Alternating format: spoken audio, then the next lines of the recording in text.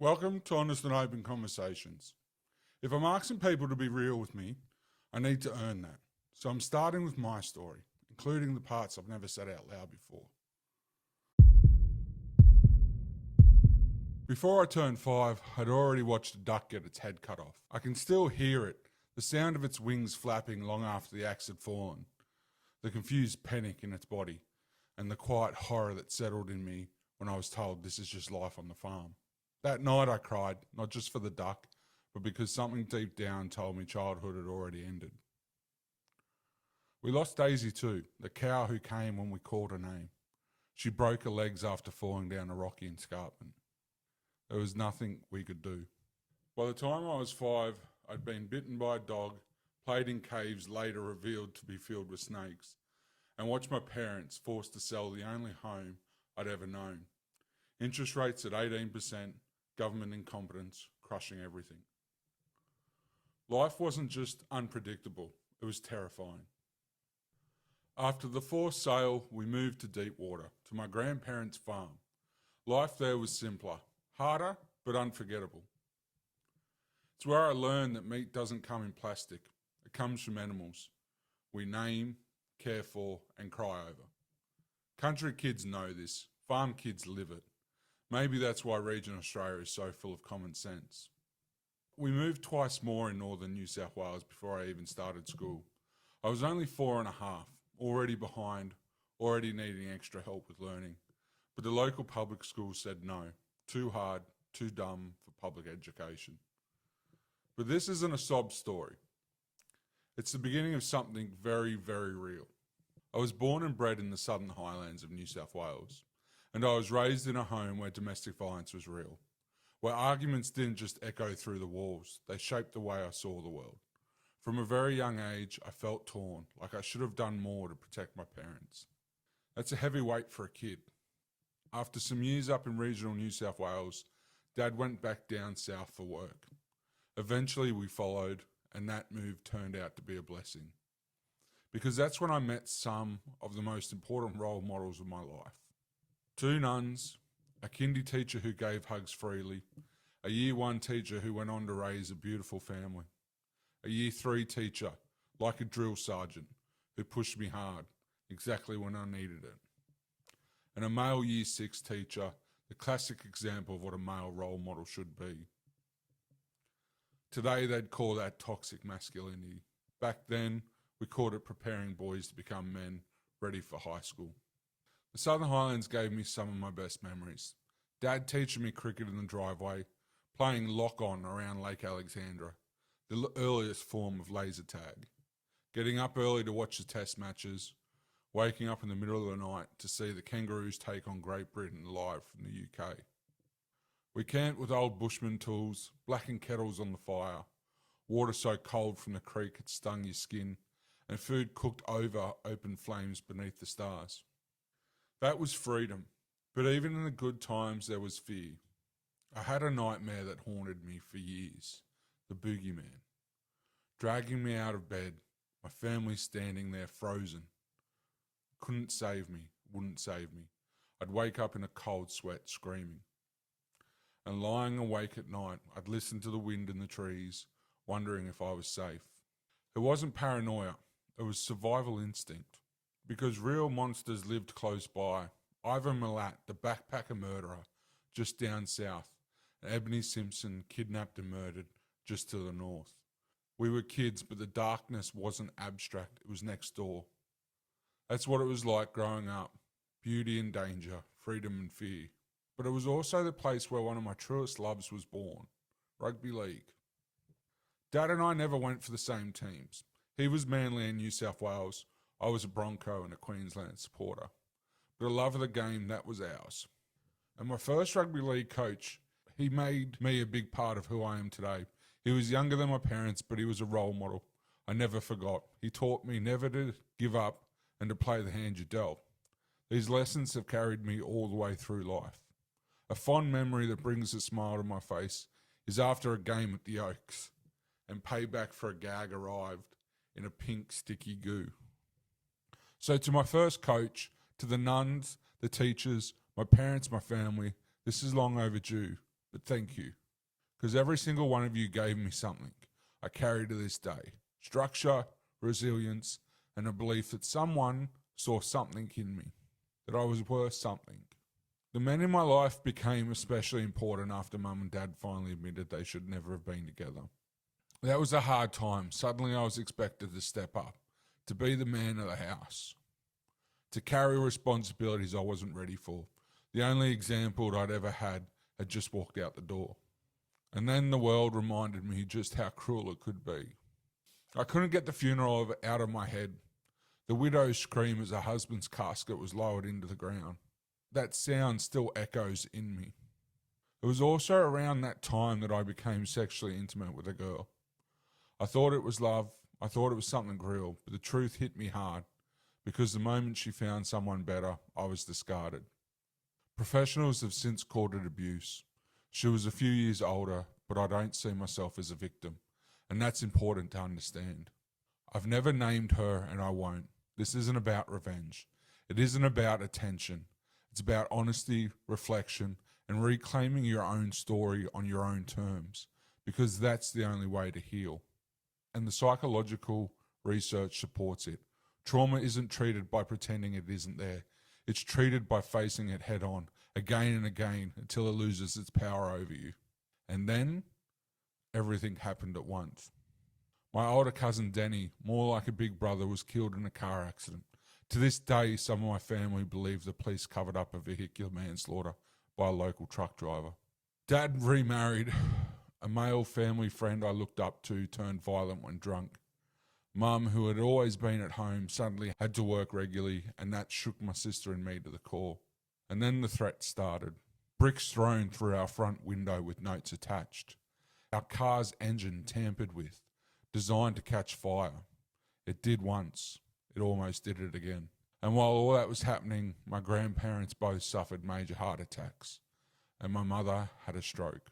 It felt like the ground was giving way beneath me. And in the middle of all that chaos, I started high school. I started high school already carrying more weight than most kids my age, and Barrel High made sure that weight got heavier. From the very beginning, it was clear there was a hierarchy. Year 12s ruled the school grounds. Year 7s like me were at the bottom. One of the first things I heard from an older student was simple. We're going to bash you. That was the welcome. But here's the thing. Those seniors, as tough as they were, they also had a code. They enforced discipline in their own way. Brutal sometimes, but fair. I remember one time we were picking on a special needs kid. At the time I didn't think of it as bullying. I thought we were just mucking around. The seniors thought differently. They herded us onto the basketball courts, blocked the exits, and hit hockey balls at us. They weren't weak. These were rep-level hockey players. It hurt. But you know what? I never mucked around with that kid again. That's how discipline worked back then.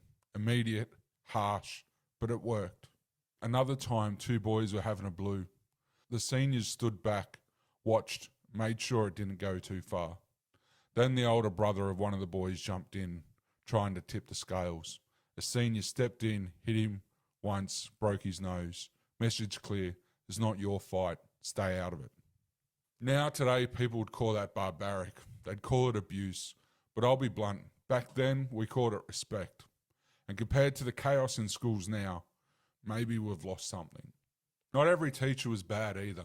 My Year 7 English teacher was exceptional. He told me I had potential, pushed me towards advanced English. Unfortunately, he was the last decent English teacher I had. The rest, a disaster. My civics teacher, though, he stuck with me. He told us Australia was a blessed nation with advantages few people on earth enjoy. And the only thing it asks in return, that we vote, that we stay informed citizens. That's not much to ask, but it planted a seed. A seed was planted, and in the most recent election, it clashed head-on with my faith. Part of my recovery journey has been this realisation. I must be honest in everything I do. And failing to be honest, that's not just a mistake, that's a sin. So here's the question I faced. Do I lie and pretend the majority of idiots in Parliament are fit to represent me? Or do I refuse to vote because I refuse to lie? It wasn't an easy choice. That teacher's remarks came back to me, but I chose not to vote. And the more I think about it, the clearer it gets. How can anyone who claims faith, anyone who believes lying is wrong, morally take part in a corrupt system? A system where voting itself feels like endorsing the lie. That's the question we need to ask ourselves. But back to high school. I was just a kid trying to survive at high school. And survival meant putting up with the threats, the taunts, the constant theft, and the destruction of my stuff. And the worst part, I didn't fight back. I'd been told my whole life, it takes a bigger man to walk away, so I did. That was bullshit. And looking back, I'd call it a form of child abuse. Teaching boys to never stand up for themselves because all it did was make me a bigger target. By the time I got to the Central Coast, I'd had enough. I wasn't going to be anyone's victim, after some advice from a primary school friend. After moving to the Central Coast, early on, a classmate tried to test me, tried to push me around. This time I stood my ground, made it clear I wasn't backing down, and that changed everything. From that point on, I wasn't just standing up for myself, I was standing up for others. I'd had enough of bullies, and I'd learned the hard way that respect isn't given, it's earned and it's demanded. Life on the coast was different. I had a small crew of mates, and we built a tight circle. We'd drink in backyards instead of out on the street. Safer, smarter, we looked out for each other. Now, some parents didn't like it, and I get that. But here's what I know after nearly 2 decades in pubs and clubs. The most dangerous place to make a mistake is in a licensed venue or on the street. The safest, a mate's backyard with people you trust. In those years, I learned one of the most important lessons in my life. Everything comes down to respect. Show it, demand it, miscalculate it, and it ends in tears. Whether it's on the street, in a pub, or even between nations, the principle is the same. By the time I reached year 11 and 12, I was at a rough high school, but I carried myself the way I'd seen the seniors carry themselves back at Barrel. Discipline, respect, and fairness. And you know what? It worked. People knew where I stood. Not every teacher was worth their salt, though. I had an English teacher more interested in flirting with a young blonde colleague than teaching. I asked him for resources to improve my essays. He brushed me off, said I didn't need help as long as I got my ideas down on paper. That failure would haunt me later at uni, because ideas are one thing, but structure, clarity, discipline, without those you don't last in higher education, and I didn't. But not all my teachers let me down. A history teacher lit a spark with ancient history and Alexander the Great. A PE teacher pushed me harder than I'd thought I could go. And my civics teacher, he made me proud to be Australian. The coast wasn't just about school though. It was a crash course in life. Drugs, robberies, shootings, stabbings, murders. It was all part of the landscape, and it forced me to grow up fast. I saw how criminals worked. I saw how easy it was for the wrong people to get their hands on weapons. And I realised something most politicians still don't get. It's not gun laws that keep crime down. It's the threat of consequences. Strong, no-nonsense policing. Criminals weigh the risk against the reward. And if the risk is high enough, they don't pull the trigger. These were hard lessons, but they shaped me. They shaped the man I was becoming, and they set the stage for what came next. University, my first love, and the choice that would define the next chapter of my life. By the end of year 12, I was accepted into a program for disadvantaged students at the University of New England. For me, it was an honour. I'd be the first in my family to get into university. But I was nervous. At just 17 and a half, I was moving out of home into the dorms at Armidale. A whole new world. One of my closest female friends from high school, my first love, was accepted there too, and that complicated things. She was someone I cared about deeply. There were moments it felt like maybe, just maybe, there could have been something between us. But timing is everything. She wasn't single, and I wasn't willing to cross that line. Still, there were mistakes, misunderstandings, things I regret. I said things I wish I could take back, words that hurt her, words I never meant. And if she ever hears this, I want her to know I regret it deeply. University was freedom, but it was also pressure.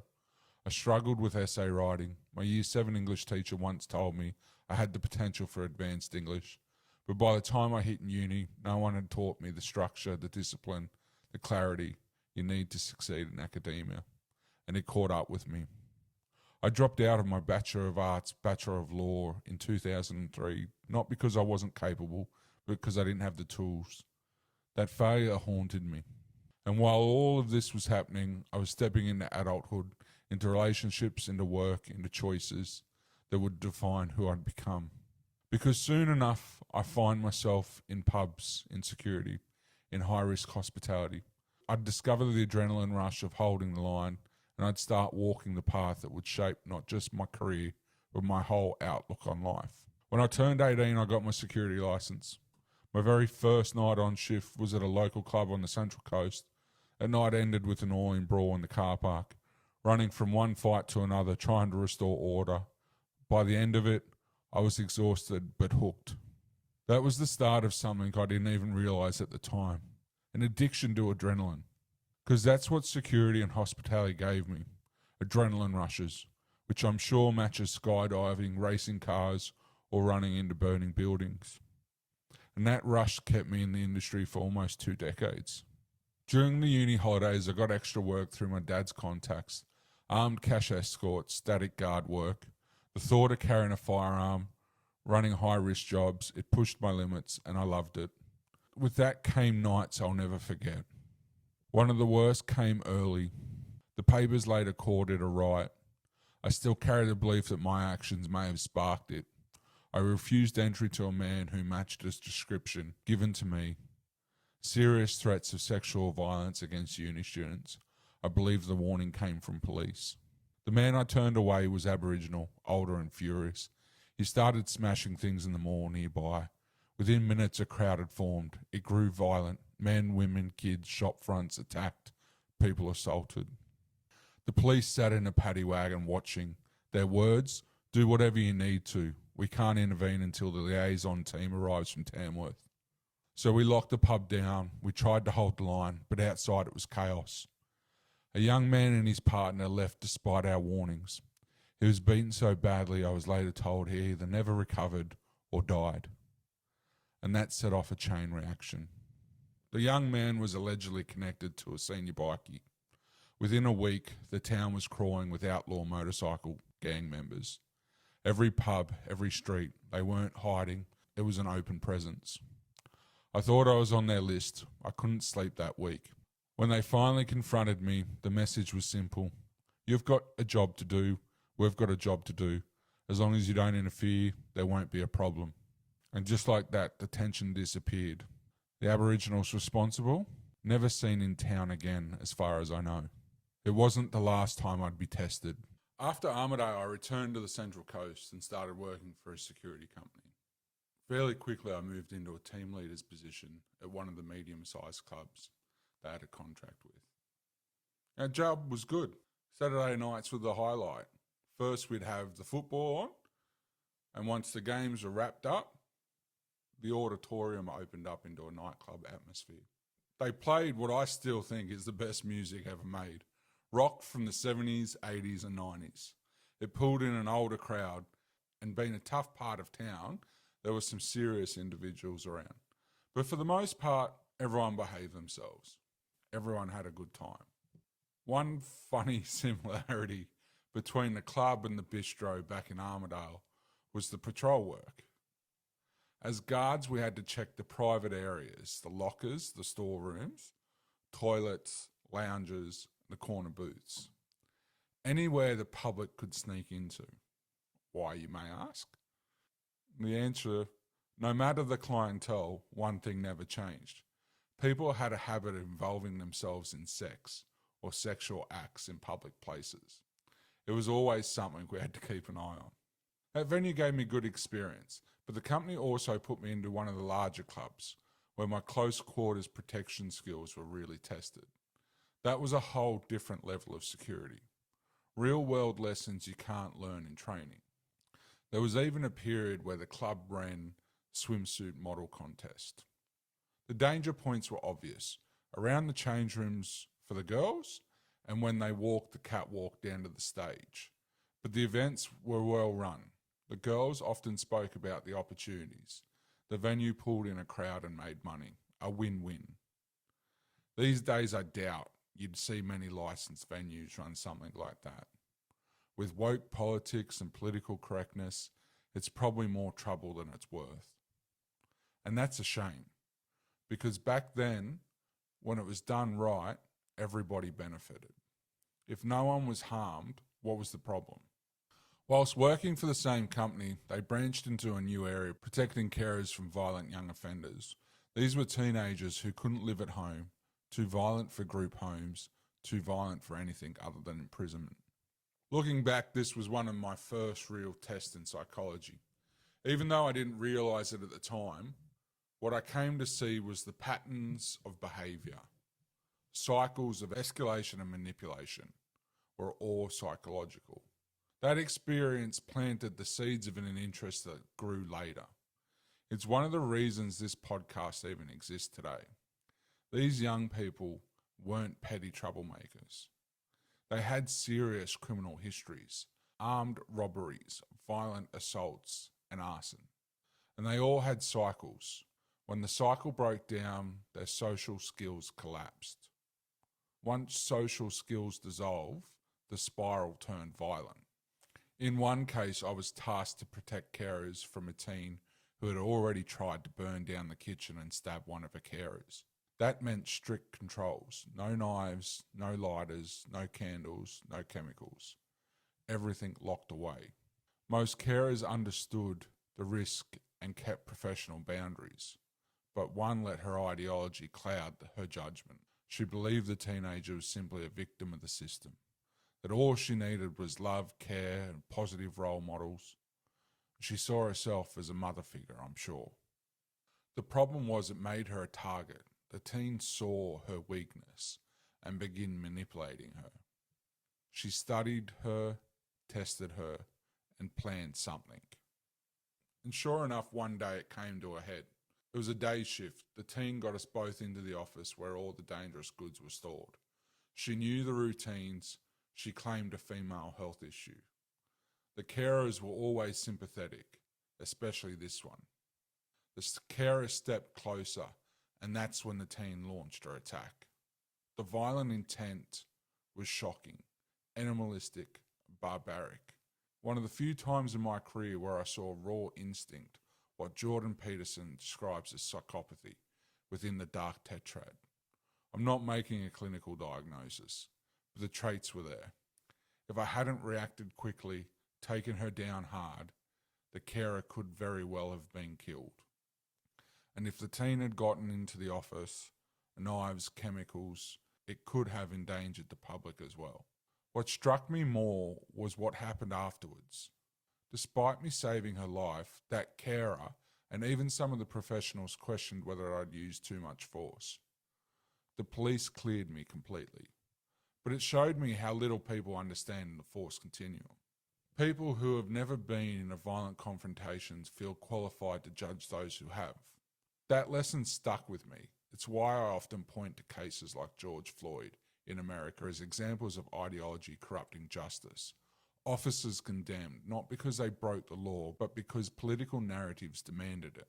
I saw the same thing firsthand. When ideology overtakes law, reason, and experience, justice itself breaks down. It wasn't long after the young offenders contracts ended that I left the company. The work had gone back to mostly weekends, and you can't build a living on weekends alone. I needed something more stable, so I looked elsewhere. That's when I found myself working for a company that tested, cleaned, and repaired wastewater lines with high-pressure water equipment, as well as doing vacuum recovery of industrial and water pits. It was brutally tough, physical work. You'd be down in manholes with cockroaches crawling all over you while you tried to clean blockages or make repairs. We used high-pressure hoses with tools on the end that we had to feed down pipes and sometimes drag them back against the pressure by hand if the machine couldn't manage it. It was exhausting, but it taught me a lot. I gained an appreciation for plumbing systems. Not that I'd ever call myself a plumber, but I understood the basics for better after that job. Still, the hardest part wasn't the work itself. It was the management. Management constantly belittled people. Insults about sexual ability, penis sizes, anything he could use to put people down. This wasn't harmless ribbing, the kind blokes usually throw around back and forth. It was a targeted mean spirit and constant. Eventually I snapped. One morning he started in on me again. I bit back and it nearly came to blows before a few of the boys pulled us apart. That was the last straw, and I left soon after. From there I found my way back into hospitality, this time in an award-winning hotel focused on food, drink, and celebrating life's milestones. This was the period where I truly fell in love with the industry. Hospitality at its heart is about people having a place to gather, share meals, laugh, and be with friends and family. To me, that's what life is all about. I stayed at the venue almost 5 years, the longest role I'd had at that point, and it was because I worked under 3 exceptional leaders: the licensee, the 2IC, and one of the duty managers. They took me under their wing and taught me how to run a venue properly, managing teams, handling stock, doing the office work, and most importantly, taking pride in where you worked. They were tough, no doubt about it. Expectations were set, and if you fell short, you got a swift kick up the bum. But you always knew where you stood, and that clarity meant there was no excuse for failure. They gave me the confidence I needed to know I could step up to a duty manager's role in Sydney, and eventually I did. At the time, I never understood why the 2IC never stayed for a drink after shift with the rest of the team. He always just wanted to get home and relax in his own chair with a beer. It wasn't until I was in the same position in Sydney that it clicked. After a long shift, the last thing you want is another drink before a long trip home. Those 5 years were invaluable. I learned lessons in discipline, leadership, and teamwork that have stuck with me to this day. Sure, I got my backside kicked figuratively once or twice, but I made sure to learn from it. Unfortunately, when the licensee who originally hired me moved on, things changed. The new licensee, in my view, was a bully. Rumours followed him, serious misconduct at his previous job as a rep, and the way he and the owner carried themselves reeked of insecurity, what I'd call little man syndromes. The owner even wanted me gone because he thought I was too fat, but the management team defended me, saying my presence meant they didn't need to pay for security. That kept me on for a while, but I could tell my time there was limited. So I took everything I'd learned and started applying elsewhere. I landed a role with a large international company, bartending at first. And not long after, I got my real chance in Sydney. That was the turning point, and I never looked back. When I started sending out resumes and going to interviews in Sydney, I quickly realised the licensee and the owner for my old venue hadn't let go. They put word out to try and ruin my chances of getting hired. They called their contacts and pushed the 2IC to exaggerate or outright lie when references were checked, and threw up as many roadblocks as they could. To be fair, the 2IC was probably worried about his own job if he didn't go along with it, but it showed just how petty and insecure those two were. The owner, in my opinion, was a weak man, and the licensee wasn't much better. Funny thing is, he didn't last long. Practically overnight, he was moved on, shipped to another pub the owner ran in Sydney because of some behaviour he'd been caught up in. From there, another duty manager I never rated highly was promoted into his spot, and by all reports, the venue declined and was never the same. Meanwhile, I kept pushing. For the first few months, it felt like there were walls being put in front of me, everywhere I turned. But thankfully, the break came when I interviewed with a group manager from a large company. From the start, it didn't feel like an interview. It felt like two blokes sitting down having a chat. We got along immediately. When I was offered the role, I knew it was the start of something better. I was told I'd eventually be working at a new suburban hotel the company was building, a venue that would focus on food, drink, celebrations and gaming. That's what I applied for. That's what I thought I was walking into. But fate had other plans. Until the new venue opened, I was stationed at one of the company's inner city bars. It was a tough gig. The place had a nightclub upstairs on Saturday nights. It had a reputation for trouble and it was struggling badly. My instructions were simple. Go in, figure out why it wasn't working, fix the problems, and get it running properly. Then when the new hotel opened, I'd be moved across. So I walked into the bar with a clear plan. Straight away, I looked at the staff. One thing I'd learned in my career is this. The difference between a good venue and a bad venue is staff attitudes. If your team doesn't want to be there, customers won't either. And when I arrived, there were a lot of poor attitudes. My approach was simple. Treat everyone equally, expect professionalism, and set the tone. Some didn't like it, especially those who had been there a long time. But my job wasn't to make friends. My job was to turn the place around. What was meant to be temporary became permanent, thanks to restrictions and licensing rules in New South Wales. The suburban venue was never allowed to open as planned. That meant the inner city bar became my full-time role. From then on, the mission was clear. Turn the place into something that wasn't a constant headache for the bosses. And that's where teamwork came in. Hospitality teamwork is different from corporate teamwork. It's faster, messier, more personal, but it can also be stronger. I can't take credit for the turnaround. That belongs to the bar staff, the other duty managers, the security guys, and even the glassies on the floor. I helped where I could, guided where I could, but without them, it wouldn't have happened. That turnaround wasn't about me. It was about the team, and I'll always give them the recognition they deserve. The inner city bar was high risk. Saturday nights meant fight, assaults, and the constant threat of drink spiking. Nights where police weren't always allies. Sometimes they created more danger than they solved. Like the senior officer who antagonised a group we'd already de-escalated.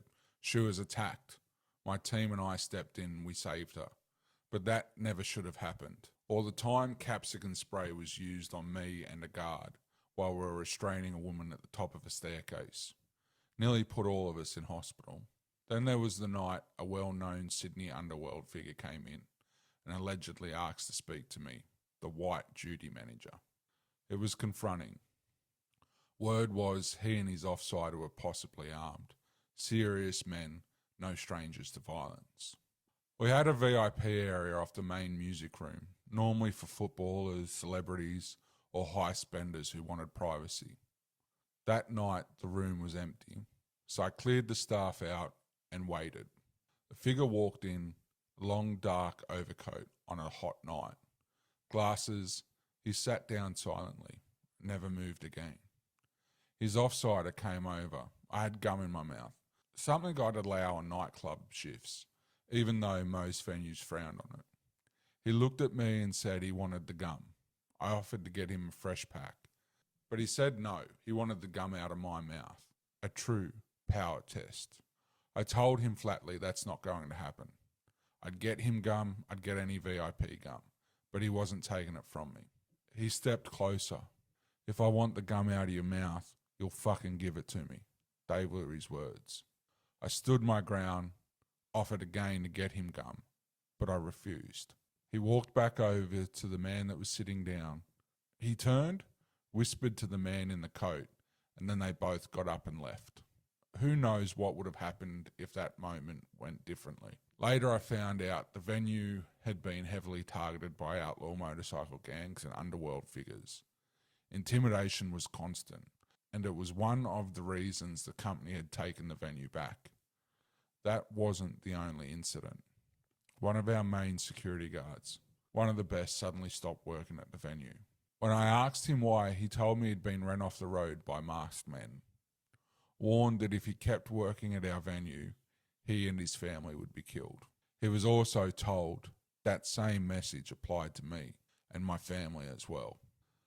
That's not something I've spoken about publicly before, but during that period working as a hotel manager in Sydney, I was constantly aware of the risk, changing routines, watching my back, thinking about how to keep my loved ones safe. Even my ex-wife wasn't aware. Thankfully, nothing ever happened, but the weight of that kind of threat is heavy. And here's the reality. There was no real help from the police. The licensing system in New South Wales penalised venues for an incident, even if they weren't at fault. Every call for police or ambulance could be marked against your licence. Too many black marks and restrictions followed.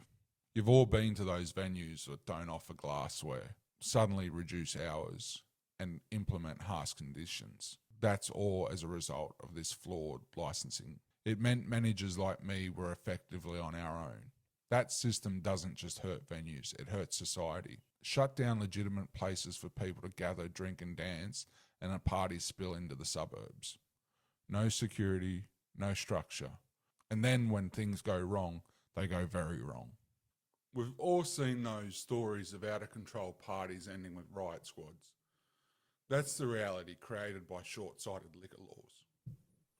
I was even told by a senior officer that the New South Wales government and senior command were using liquor laws to shut down nightclubs and live music venues, just to save money on police wages, all under the guise of safety. I don't know about you, but I don't remember voting for that policy. It shows the stupidity embedded in government bureaucracy, including police command. And here's the other problem. Because of dumb government policy, the only way many pubs can make money is through entertainment, live music, nightclubs, and gaming.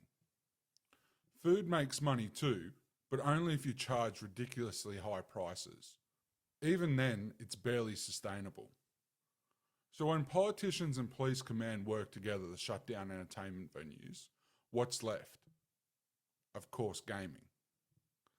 And that shift has created more problem gamblers, destroyed more families, and driven further social decay linked directly to poker machine addiction. But none of that seems to matter. Police get to minimise staffing costs, and governments get the windfall of poker machine tax revenue. In the 2023-24 financial year, the New South Wales government collected almost $2.3 billion in tax revenue from poker machines in clubs and hotels. That was 66% of the total gambling tax collected in New South Wales. And in the 2025-2026 financial year, the budget forecast poker machine taxes will rise to $2.61 billion. Now, the Liberals claim Labor are reliant on these taxes, but it was the Liberal government in power when I was in management. So it's disingenuous for either side to mock the other in regards to the taxes taken from poker machine revenue, just like it is in federal politics around immigration. Yet politicians wonder why people don't trust them. I want everyone hearing this to understand something important. I say this knowing I can never work in hospitality again. If I thought I could ever go back, I could never speak these words. Because when you publicly call out the government and police command for what they are, corrupt, cowardly, bureaucratic thugs, you paint a target on your back. And it's not just you. Any venue I worked in would also be punished for daring to employ me. That's how the system works. Silence through intimidation. I've taken steps to protect myself against that backlash. But like Tucker Carlson said, my fear is one day something gets planted. If I become too much of a problem, and before anyone dismisses that as paranoia, look at what's happening in Victoria. Look at what's happening in the lawless, politically captured states where police aren't held to account. Now let me be clear. I am heavily critical of police command, bureaucrats and politicians. They deserve every ounce of criticism I give. But the good cops, the ones on the street doing a dangerous, thankless job, I respect them deeply. I admire them. And if I can ever support them, I'll be the first to do it. But as for the political class and their enforcers in uniform, they've betrayed the very people they swore to protect. And I won't stay silent about that. But for me, back in those days, the reality was simpler. Running that venue meant intimidation. threats, and knowing the line between talk and action was razor thin. It was one of the most intense chapters of my career. When I finally left Sydney, I thought my hospitality days were over. My wife and I had talked about moving north to the coast. And if we did that, I couldn't leave her at home every weekend. So I thought, new career time. My next role was with a debt collection company. Not repossessions, office work, caseloads. The goal was to get people to pay their debts. It was challenging work. I got good at it, very good at getting council workers to confirm property ownership details. Now, technically, they weren't allowed to, but if you asked the right way, without lying, you could get information confirmed. Same with employers and other organisations. I had a great team around me. My bosses were excellent, but personally, it was a tough time. Within a couple of years of that job, I got married, went on a honeymoon to the US, lost my stepmother to cancer, watched my wife nearly die in ICU, and me and her daughter almost losing her. Then I nursed her back to health, only for it to end just before Christmas, when we were told the entire office was closing, and every single one of us would be sacked right before Christmas. I was one of the lucky ones. Because of my background in hospitality, a wine selling company hired me in their sales team. My immediate supervisor and the team were great, a mix of ages, sexes, and personalities. There was a situation though. Senior management changed the bonus structure. That was fine, I understood that. But what I took offence to was the way they tried to make out I was wrong when I pointed out that the new system paid less than the old one. They didn't like hearing the truth. Around that time, I also developed symptoms that strongly suggested bowel cancer. The company left my position open in case I recovered, something I deeply appreciated. I was booked in for a colonoscopy. For anyone who hasn't had one, the prep involves flushing your system clean. Also, the camera can do its work. The result came back all clear from cancer. But the specialist did tell me there were signs of a serious infection, flushed out by the prep.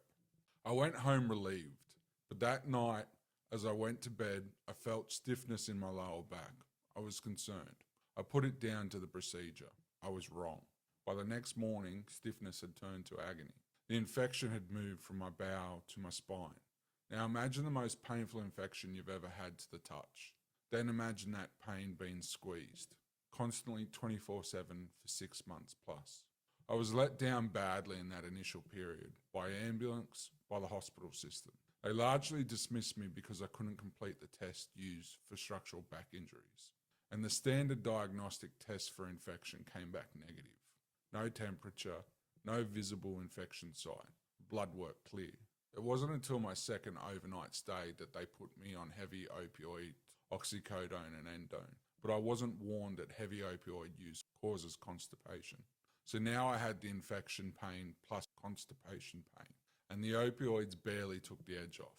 Eventually, my GP took over. I was literally bedbound. My highest prescription doses were 40 milligrams twice a day, plus endone every 4 hours. That only dulled the pain. And while I fought the physical agony, I also had to deal with not being believed.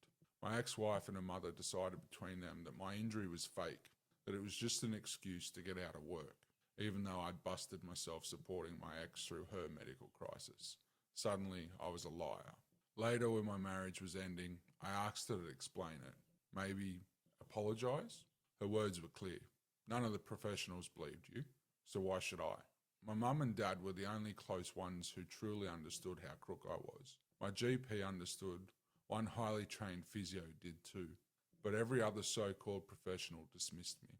I remember one physio on the Central Coast trying to run me through lip disc tests that rely on movement. I couldn't move, I was in agony. And his response was to insult me, telling me at my age I should be able to complete them easily. Eventually, 6 months later, I was sent for a scan. I went in, got scanned and went home. A few hours later, the phone rang. The specialist radiologist told me bluntly, "Come back in now." If I refused more scans, I was risking paralysis. The infection was eating away at my spine. Here's the x-ray of my spine.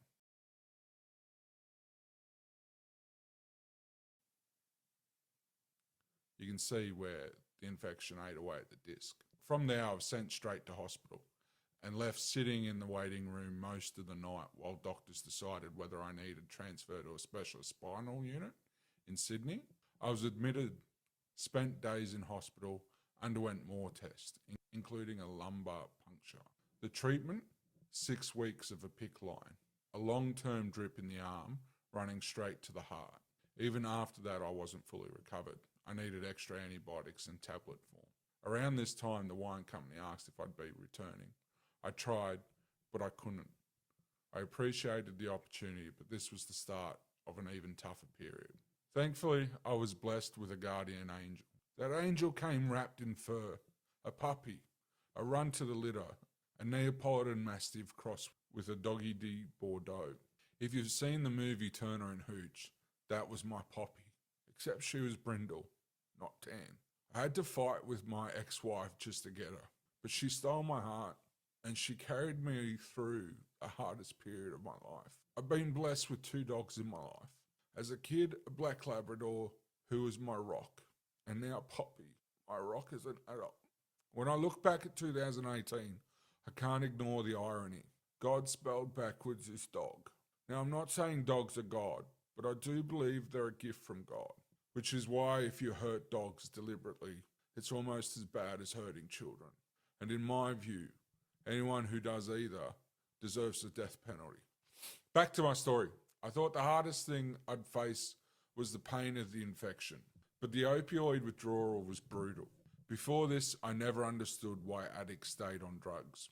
I thought it was just weakness, a lack of willpower. I couldn't have been more wrong. Addiction is an illness, not a weakness. When you dive into the literature, a few things stand out. First, addiction strikes hardest when a person lacks meaning. Second, the chemical detox lasts 2 or 3 weeks. That's generally the easy part. The hard part is rewiring the brain, fixing the flawed thoughts and neural pathways. Take smoking. Nicotine withdrawal is done in weeks. But the neural pathways, the routines, the habits, the hand-to-mouth reflex, that's why smokers relapse. That's why many replace cigarettes with food. That's why in some cases drinking triggers the urge to smoke again. For me, withdrawal emphasised the sleep issues. I couldn't sleep longer than a few hours, so I was prescribed amitriptyline hydrochloride. I was told it was a non-addictive sleep tablet, but that was an off-label use. In reality, it was a first-generation antidepressant, and I never gave informed consent to an antidepressant. That's a major issue in medicine today. Doctors don't make it clear enough. Prescription or not, drugs are dangerous. My other withdrawal symptoms were brutal. Severe hot and cold flushes, sweating, anxiety, irritability, cravings that came in pain fits so real I thought I needed more opioids, nausea, vomiting, a loss of appetite, and shaking.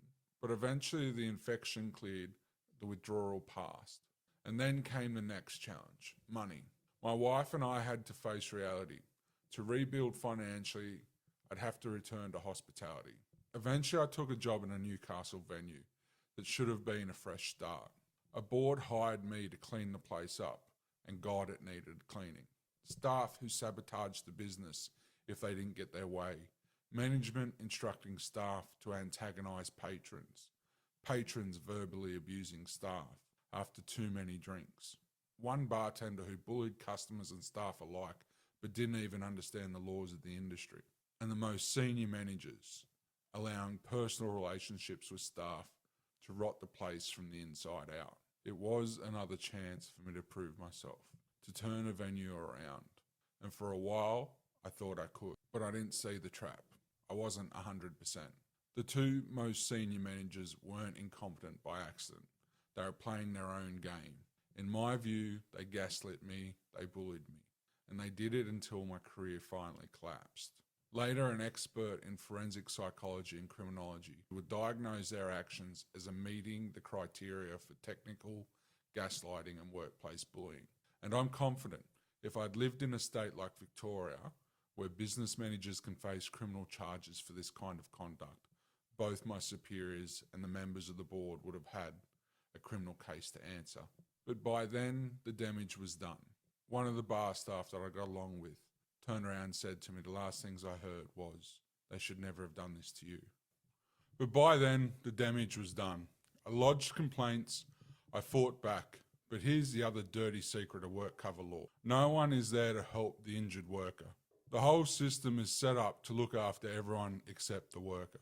Eventually it became part of a legal settlement, and I'm restricted in what I can say. What I will say is this: it ended my hospitality career. A career I'd built for almost 20 years, a career I'd loved, and it ended not in failure, but in betrayal. That was 2018. The same year my marriage ended, the same year I had to send Poppy, my one constant, down to my mum's. I was left to pack the house alone, and slowly my body, my mind, and my spirit began to collapse.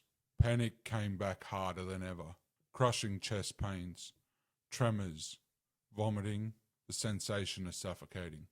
The doctors said nothing was wrong, but I knew better.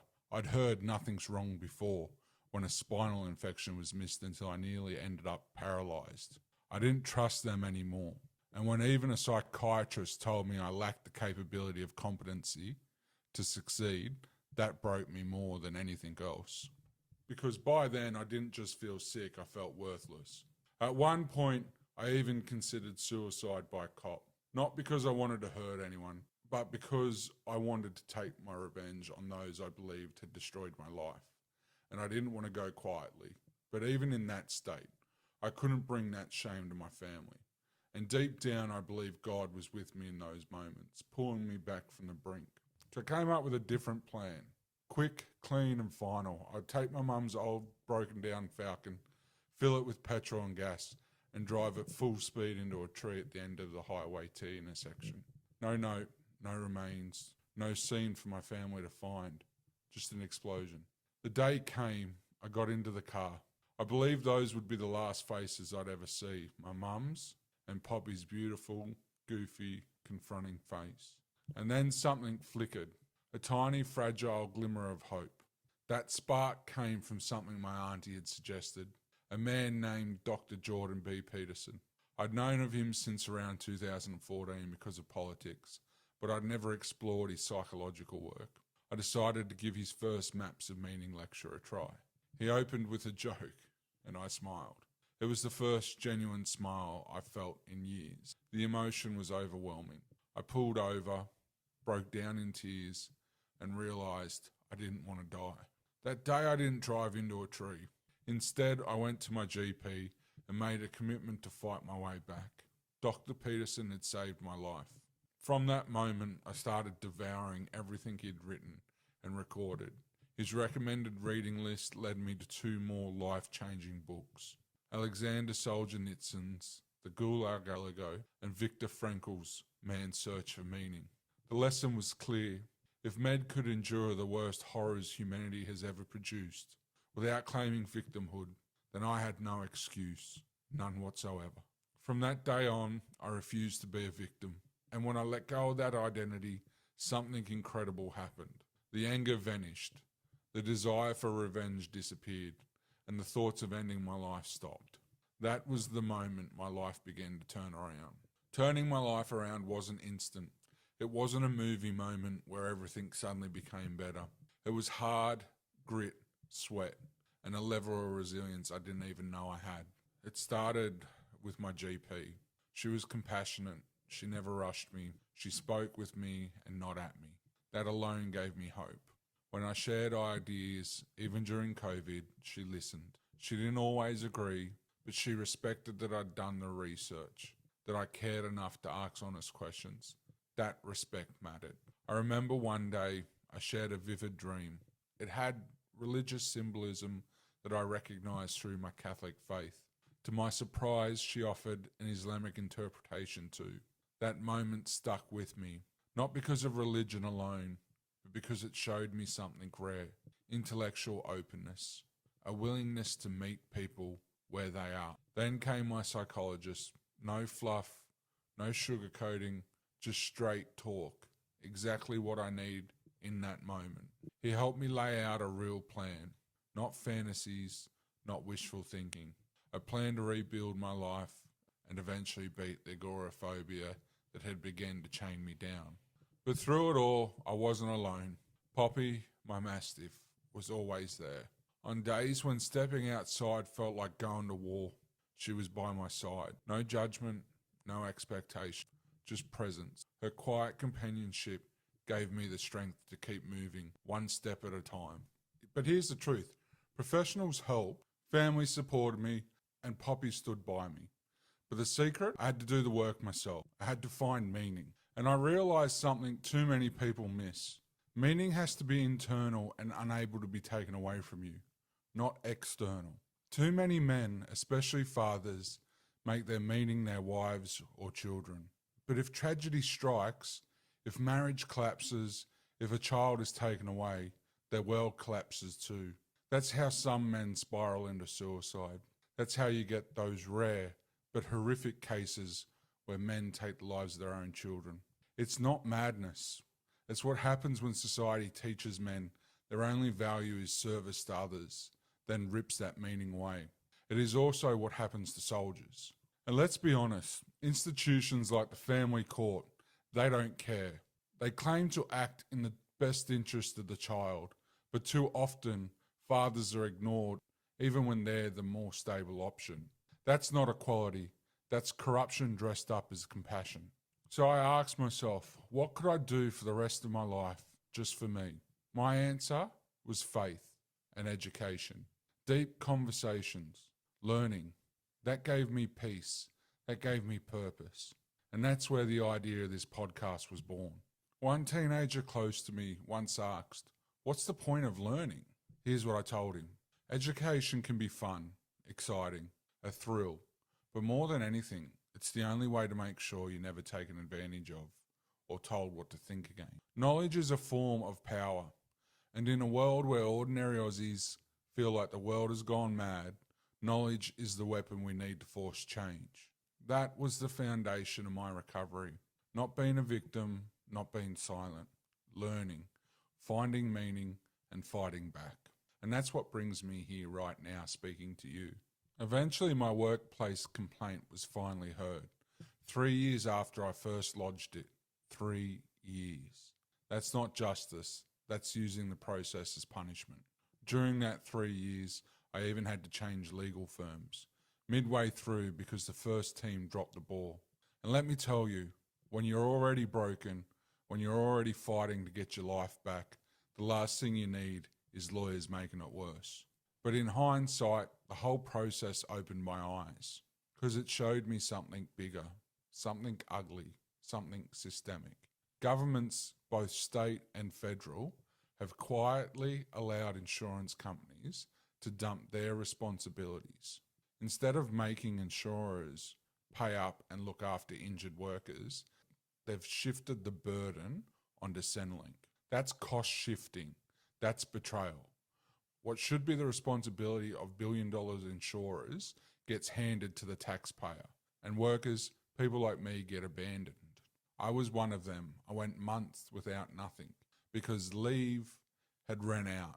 Payouts never came, and the system was designed to grind me down until I quit. And let's be real, most people do quit because fighting costs too much, mentally, physically, and financially. This isn't just negligence, it's policy, it's deliberate. And both major parties are guilty, Labor and Liberal alike. They look after their donors, their corporate mates, and they leave everyday Australians to rot. It was during this time as well that so many of these major parties and people like Pauline Hanson would call people on the dole bludgers. Now let me explain why this matters. Because when they can do it to one worker quietly, behind the scenes, they can do it to anyone. If you think the legal system exists to help you, you're dreaming. It exists to break you down, to make you dependent, to silence you. I lived it, I felt it, and I'll never forget it. That's why I made a decision. After the case wrapped up, I moved back to the Central Coast. Fresh start, new environment, a chance to finally rebuild.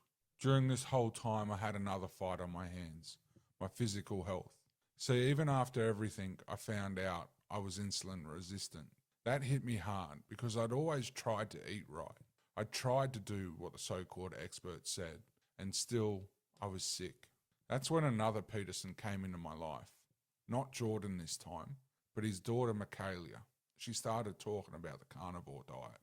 Now, I don't follow things blindly. I looked into the research, and the more I dug, the more compelling it was. I'll say it straight. I believe generally carbohydrates are dangerous for human consumption. When I switched first to keto, then closer to carnivore, my whole world shifted. The weight dropped. From memory, 30 kilos in just a couple of months. And the insulin resistance? Gone. Sometimes the answers come from trial, error, and listening to people who lived it themselves. I started exercising regularly. I built strength. I felt human again for the first time in years. I wasn't just surviving, I was moving forward. That's when I made another choice, to go back to education, to test myself, to see if I could write again, think again, and push myself into the academic space I'd once left behind. I started with a few online courses. The results were promising, so I stepped into a degree. I started small, just one unit in a psych science degree, just to test the waters. And you know what? I did well. I proved to myself I had it. But that's when the system showed its true face. It wasn't about preparing students for the real world. No, it was about ideology. The university rolled out a new policy, mandatory training modules. No credit, not part of the degree, not even relevant to the subject matter. And here's the kicker. If you didn't complete them, you're flagged as a potential safety threat to the student body, found guilty of nothing other than being a conservative. I wanted to study psychology. I wanted to help people. Instead, I was told I had to sit through modules that treated me like an alleged criminal just for wanting an education. That's not education. That's indoctrination. It confirms the meme that's been floating around. The truly intelligent don't bother enrolling anymore because the system is stacked against them. So I did what we were told we're supposed to do. I went through the internal university process. I wrote to the highest levels within the university, and I went through the proper channels. I wrote to Education Minister Jason Clare. His reply, bureaucratic nothing. Basically, their private is nothing we can do. I wrote to Universities Australia, the peak body, no reply at all. I wrote to Shadow Minister Sarah Henderson twice, nothing, not even from a staffer. And these are the same people, the coalition, who claim they're student first. But when an actual student reached out for help, silence. That's all you need to know about how broken the system is. Education was supposed to be my way forward, my way back. Instead, it became another roadblock. Not because I wasn't capable, but because I refused to not give up my right to the presumption of innocence. And in that moment, I knew my fight wasn't just about recovery anymore. It was about something bigger. But just when I thought I was finally standing on steady ground, life threw another punch. This one, it hit hard. Because it wasn't about me this time. It was about Poppy. Not long after moving back to the coast, I thought I was finally ready to bring Poppy home. She'd been staying with Mum in regional New South Wales. She was safe there, but I missed her like hell. She was the one constant in my life, the one piece of stability I could always rely on. And then came the blow I wasn't ready for. Poppy was diagnosed with cancer. It was in her front leg. The diagnosis came far too late, something I still blame on incompetence. Vets missed it, delayed it, and brushed it off. By the time it was found, after I pushed, because I knew something was wrong, the worst was confirmed, and surgery and chemo weren't enough. I lost her. And when I say lost her, I don't just mean a dog. I lost the closest thing I had to a child. I lost the one being who loved me without judgment. I lost the anchor that had held me together through pain, addiction, betrayal, and breakdown. When she died, I shattered. I spiraled hard. All the weight I'd lost came back, plus another 20 kilos. When I'm down, I eat. I know it. Comfort food, carbs, sugar, the quick fix. And then the more I ate, the worse I felt. Anxiety came roaring back so bad that I had to admit myself for treatment. And you know what? It helped. Not perfectly, not completely, Being an inpatient gave me something I hadn't had in years: space to breathe. It gave me access to tests I couldn't get done, and it reminded me of a truth I still believe. Psychiatric hospitals can save lives if they're run properly, if they're grounded in fact, not in pseudoscience. But that requires politicians who put people first instead of their own self-interest. And let's be real, that's not the system we've got. Poppy's death broke me, but it also stripped away the last illusion I was holding on to, that life was ever going to be easy again. After Poppy's death, something inside me shifted. I'd lost nearly everything: my health, career, marriage, even the one soul who gave me unconditional love. But here's the thing about being broken. Once the pieces are on the floor, you get to choose how to put them back together. I stopped waiting for someone else to fix me. I stopped relying on a system that had failed me and you again and again. I realised if I was ever going to claw my way back, it had to be me, my hands, my effort, my fight. I leaned into what had always given me meaning: learning, education, conversations, the big questions of theology, psychology, history, law, and philosophy. These weren't just academic interests, they became my survival tools. Every lecture, every book, every debate was a step away from despair and a step towards purpose. And somewhere along the way, the idea took root. If these conversations could save me, maybe they could help others. This might be the most important part of this new endeavour for me.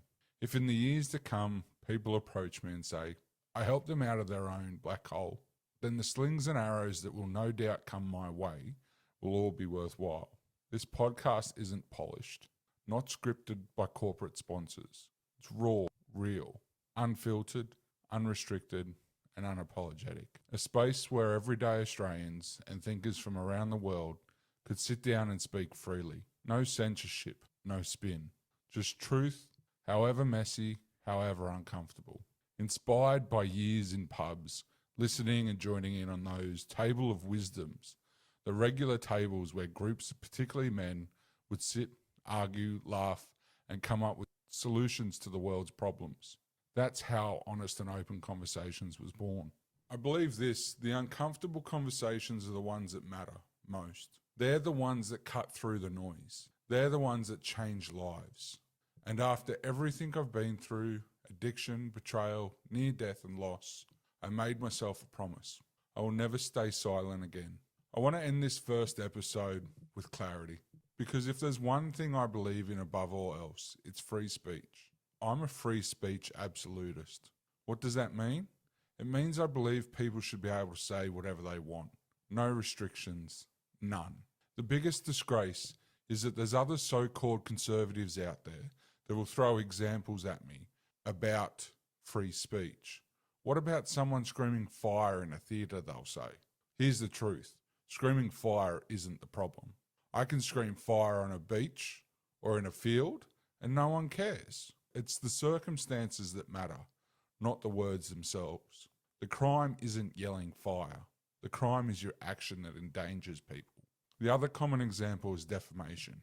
Yes, defamation is real, but only when it's deliberate. It's not about being offended. It's about knowingly spreading lies to cause someone harm.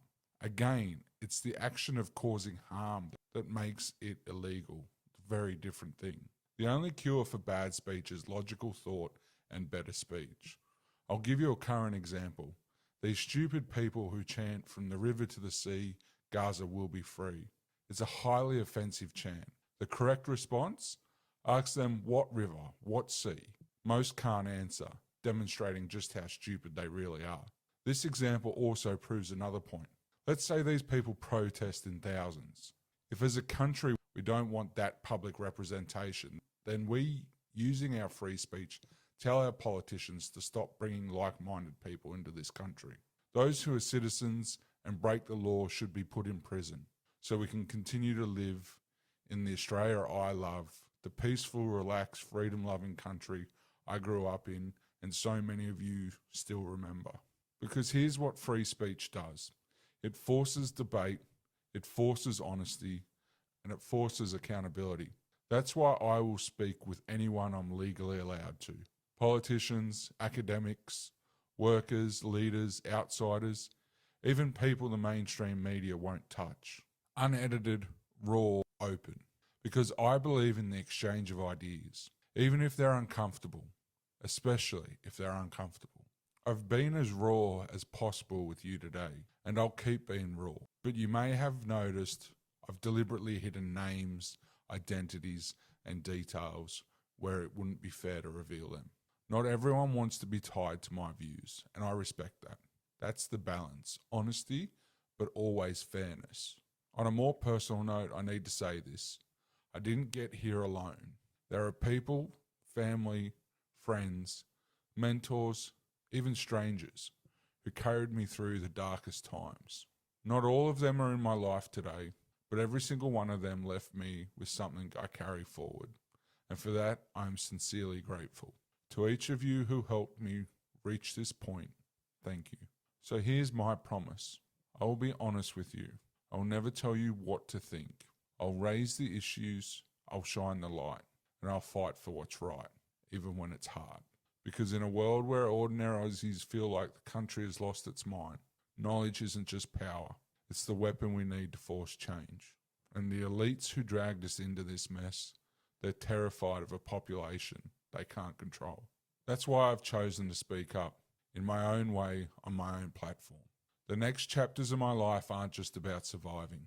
They're about fighting back, calling out corruption, hypocrisy, and betrayal. This podcast isn't just about me. It's about us. It's about reclaiming the right to think, the right to question, the right to fight for truth. If you're part of the Honest and Open Conversations community, thank you. And if not yet, now's the time to join us. Because this movement only gets stronger with every voice that stands with it.